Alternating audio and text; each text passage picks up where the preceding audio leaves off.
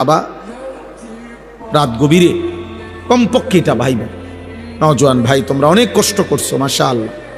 এই ভালোবাসার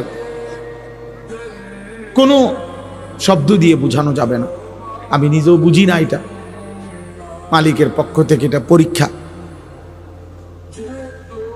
এই ভালোবাসা, এই মহব্বত, এই আবেগ, এই অস্থিরতা, নওজোয়ানদের সাথে এই সম্পৃক্ততা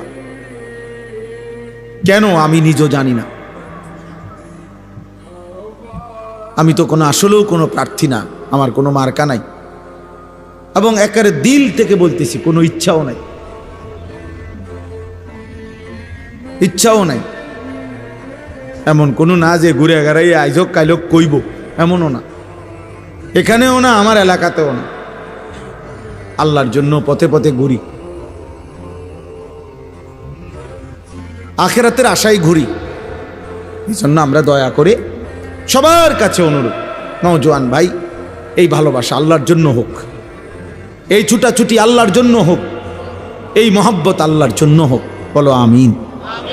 ভালোবাসা যদি আল্লাহর জন্য হয়, মহব্বত যদি আল্লাহর জন্য হয়, এগিয়ে আসা আল্লাহর জন্য যদি হয়, পরিবর্তনের জন্য, তো ইনশাআল্লাহ আগামীর পৃথিবী তোমাদের হাতেই কালেমার পতাকা উঠবে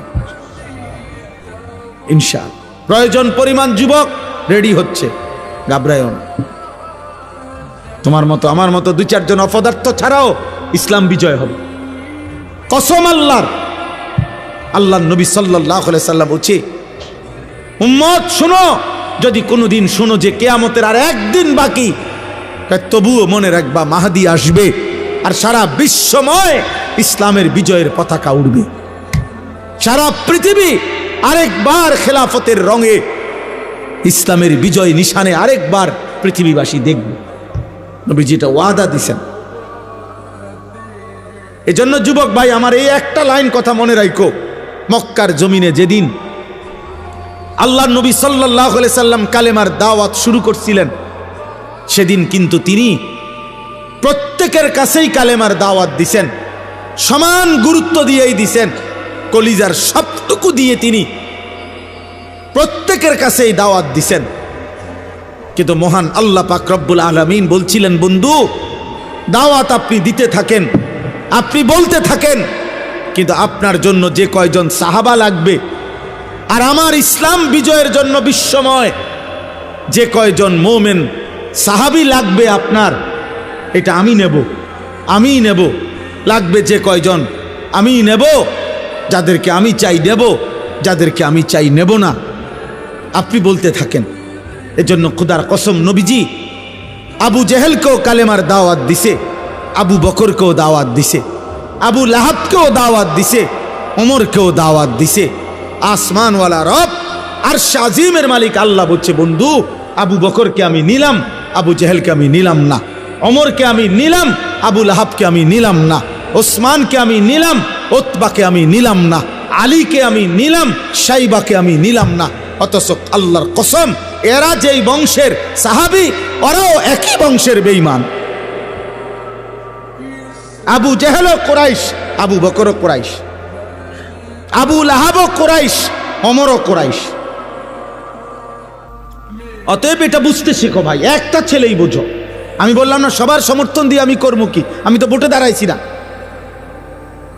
আমার দরকার এই কথাটা বলা যে ভাইয়া আল্লাহ বলছে, বন্ধু আমি আবু বকরকে নিলাম, আবু জেহেলকে নিলাম না। যেন আল্লাহ আবু জেহেলকে বলছে, বেঈমান তোকে ছাড়াও আমার ইমানের বিজয় হবে, আমার ইসলাম বিজয় হবে, আমার কালেমার বিজয় হবে।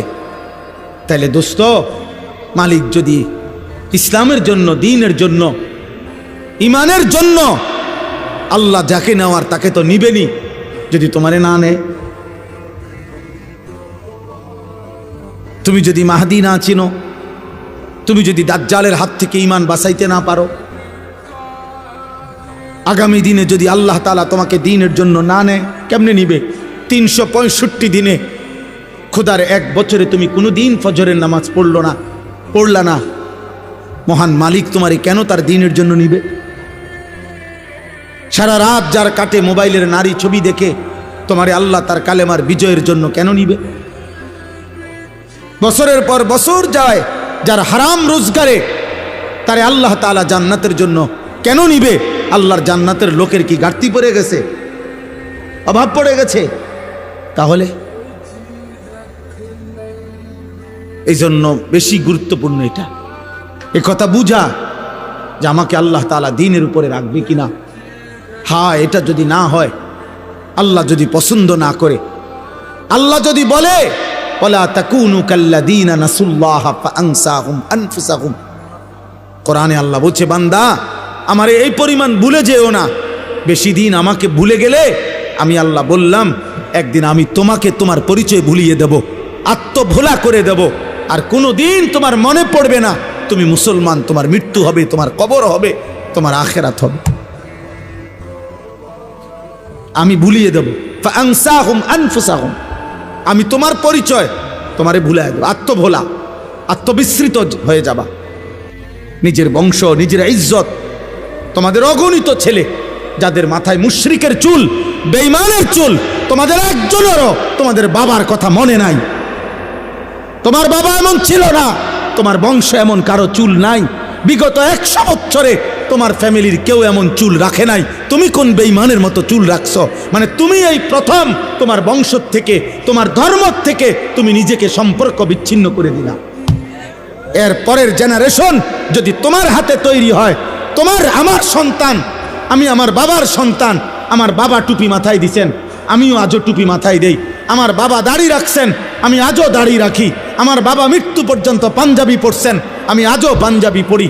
আমার বাবা মৃত্যু পর্যন্ত লুঙ্গি পরছেন, আমি আজও লুঙ্গি পরি। তাহলে আমি আমার বাবার অনুসরণ, আমি আমার রাসূলুল্লাহ সাল্লাল্লাহু আলাইহি সাল্লাম, আমার রাসূলের সাহাবাদের অনুসরণের উপরে চলার চেষ্টা করছি।